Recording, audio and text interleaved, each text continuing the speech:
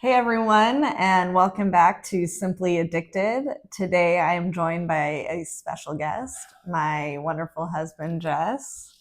How are you today? I'm good. Thank you for having me on. Absolutely. Thanks for making time. I'm going to talk to him today about, or I'm going to ask him questions rather about what it's like to be in a relationship with an addict and some of the struggles. When did you realize my drinking became a serious problem? It was a little obvious it was becoming a bit of an issue when you were pre-gaming more than the rest of us. You know, you'd have a couple drinks before we went out, whether it was dinner, could be a concert, baseball game, whatever.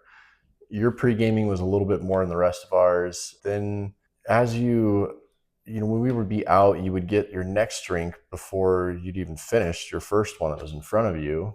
You would Did that many times. Yeah, and long trips too. Anytime we were driving somewhat far, like a camping trip or, driving to Vegas for the weekend, whatever, you would make an excuse to bring a roadie, Right. and you'd have your roadies with you. So, That used to um, drive you crazy. yeah, that was a bit much. Yeah, I And I remember that. think also is like at the end of the night, say we got home from dinner, you were making an excuse to have a nightcap, another two or three drinks before he would either pass out or fall asleep. Yeah, I literally didn't have an off switch. It was go, go, go until, Yeah.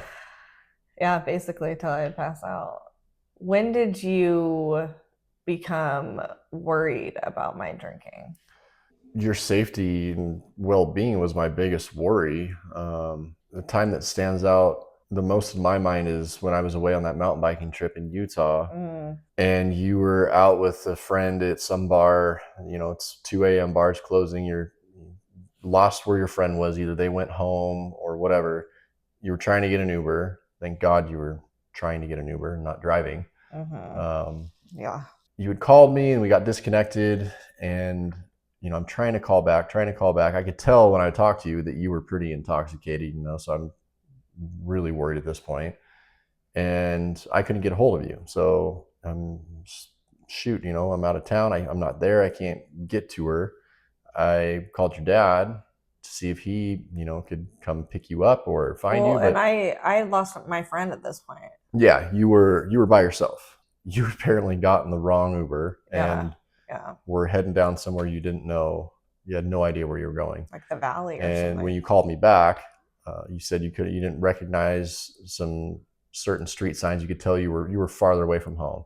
So I got on the phone with the Uber driver and luckily, worked it all out and thankfully got you home. But that was scary because I mean anything could have happened to you at that point. Well, I had fallen asleep. Yeah, so you could have gotten taken advantage I had of. fallen asleep, and then finally, when I came to or woke up, I realized I was going down to the valley. I remember that kicking in. Yeah, Um, yeah, it was. I could have had a huge target on me, and I could have easily been taken advantage of.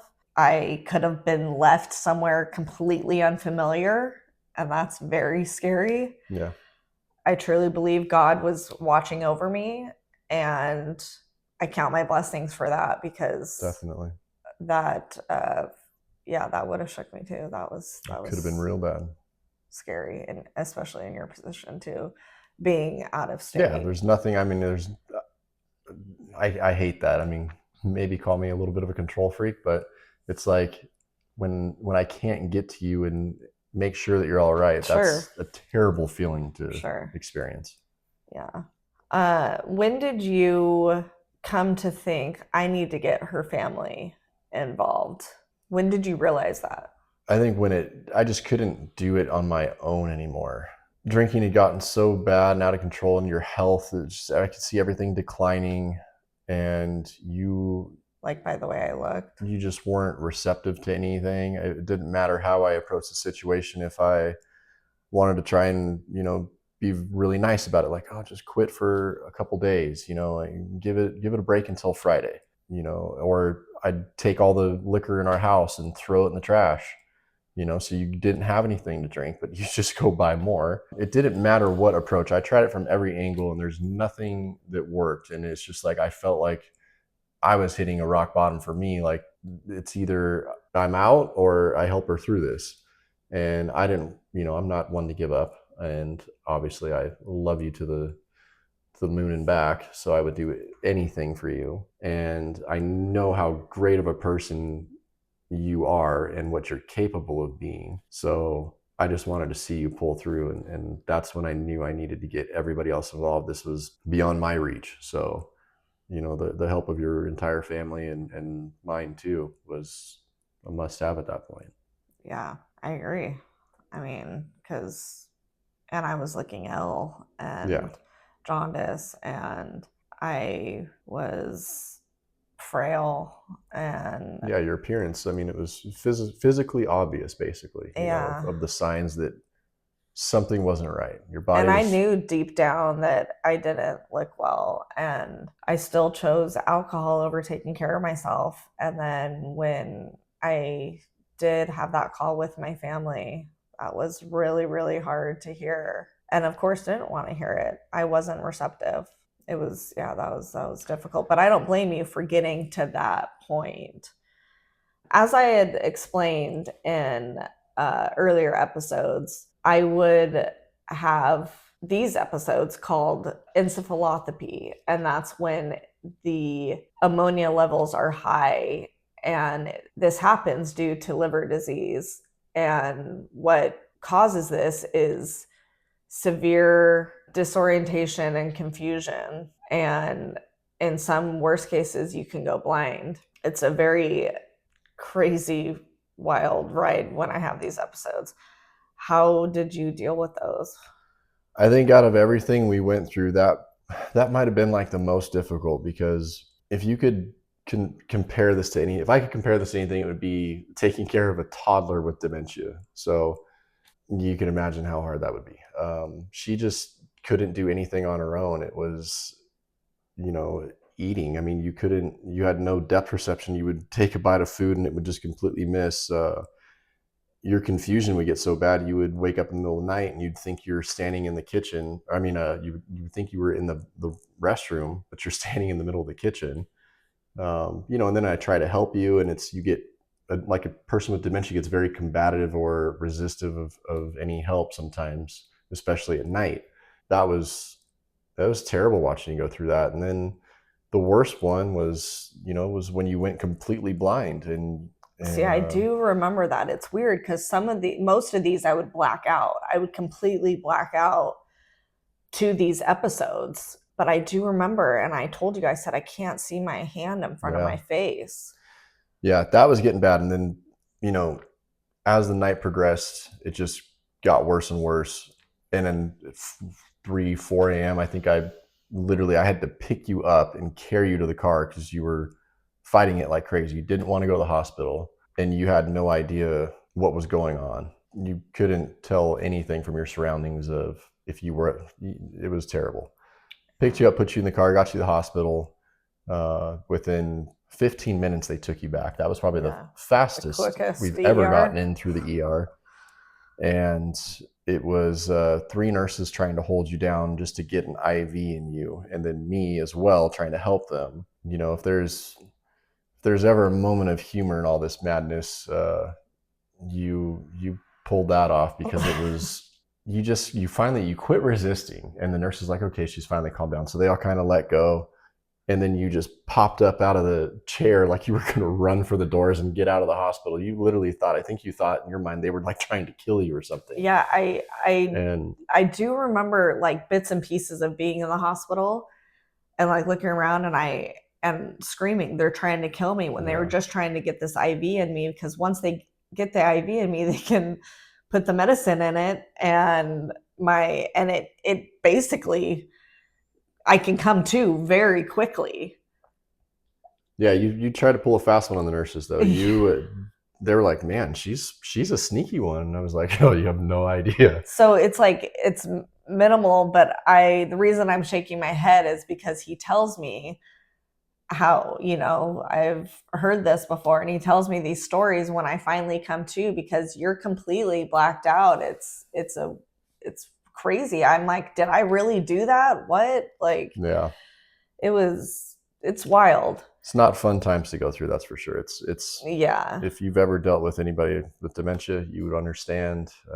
It's not easy. And then just the combativeness and just not knowing where I'm at. Yeah, I have a pill now, though. It's called Rifaximin, and I have to take it twice a day. He never really would ever want me to run out of that. We never want to run out of Rifaximin. Yeah, exactly. No, but it's good. Eventually, actually, You don't even really. I know. I see my doctor next month, my liver doctor I've talked about before, and I think we'll go down to once a day. But if I just take those, I have no episodes of encephalopathy, so it's great. Yeah. When I first was diagnosed, did you think that I was going to be able to turn this off right away, or did you think that I would struggle and it would take longer? I think I was like 60-40. 60% of me had faith in you that you would overcome this, given what the doctors told you, that your diagnosis is very critical. If you don't quit drinking, you will most likely die. Mm-hmm. And then I remember in that moment when the doctors gave you that news, you were like, well, I'll be okay. Like, I can still have a drink and a toast on Thanksgiving, Christmas, or New Year's or something like that. Mm-hmm. And I was thinking in my head, like, oh shoot, this is going to be harder for her than we're thinking. And I was a little at doubtful. That point, I mean, did you realize how severe it was, or was it? Oh yeah, yeah. So I wasn't fully comprehending the severity. You kind of still had that wet brain mentality where you're still just, your body's just still saturated with alcohol, and you're not thinking clearly. So in your mind, you were still just trying to justify having that one drink. Right. So because if I give it up for a couple of months, maybe I can. Yeah. Just have one drink. Like, what is that going to do? Yeah. To an alcoholic, one drink's not going to do anything. I'll tell you that. No. How would you describe our relationship now? But before you answer that, I do have to say, which I've said in other episodes, he has been sober with me since day one. And I would think in the very beginning, you don't have the problem. I do. You can still have your drinks. But now thinking back, I wouldn't have been in this position that I am today and how strong I am today without him being sober. And having your partner on the same page is, makes all the difference in the world. But that being said, how would you describe our relationship now? It's a night and day difference. We lifted a huge weight off both of our shoulders, just all the extra stress and confusion that we would, have with adding drinking to the situation. It's just so much better. It's deeper, it's more meaningful. It's just, we have more quality time that we spend with each other now. It's not revolved around one thing. No, everything got better, and I just wish we would have done this a long time ago, obviously to avoid all the health issues you went through, but just for our sake, life could have been so much easier in every aspect without adding alcohol to the situation and, contributing to the constant little disagreements and fights we would get in. We always we kind of joke around about this. It's like we were getting a divorce every other weekend. We would just get in a stupid fight. We would literally say that. I would have suitcases packed. Yeah, and it was like in the morning you wake up and be like, "Wow, that was I'm so sorry. I'm such a waste of time and a pointless argument for no reason." Right. So. And I wish I would have done this sooner. Believe me. But you can't live in the past. You can't. And that was my rock bottom. I needed my rock bottom to get to where I am today. And again, couldn't have done it without this guy. And staying sober is I owe a lot to him. But I would have to agree with everything you're saying. And like I said, I wish I would have been more receptive, but you can't live in the past. And I look forward to the future and to our endless possibilities. Yeah. Me too. and to traveling, because that's what we both like to do. If you had any advice, what would you say to someone that's in a relationship with an addict? Run. Just kidding. Uh-huh. No, just help them through it. I think I had tried so many different variations of how to get her through this, and it was like some days I was the nice guy trying to help her through it. Sometimes I'm judgmental and you know making her feel guilty or shaming her for drinking too much. And I would just my advice would be help them through it. They're going through something that's out of their control at that point, and they need someone there to have their back and help them through it and get them the help they need. Get their family involved or whoever else.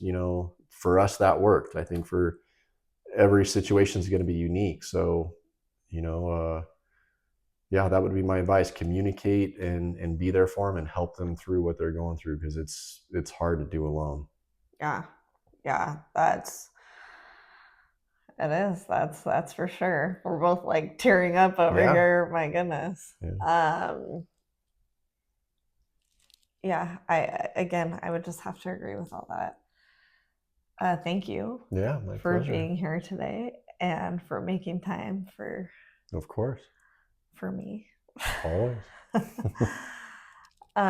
That's it for today, and I will be back soon. Bye-bye for now.